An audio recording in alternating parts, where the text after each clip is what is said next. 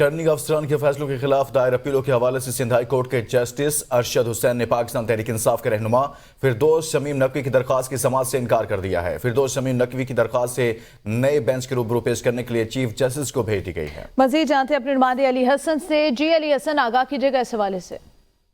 جی، Sindh high court کے election tribunal میں پاکستان تحریک انصاف کے رہنما فردوس شمیم نقوی کی جانب سے ریٹرننگ افسر کے فیصلے کے خلاف اپیل یہ دائر کی گئی تھی۔ اس اپیل کی ابتدائی سماعت جو ہے وہ سب سے پہلے جسٹس ارشد حسین نے کی، تاہم انہوں نے جو سماعت ہے اس سے معذرت کرتے ہوئے یہ معاملہ chief justice Sindh high court کو ارسال کیا اور انہیں کہا گیا کہ یہ جو درخواست ہے یہ کسی دوسرے بینچ میں ارسال کی جائے۔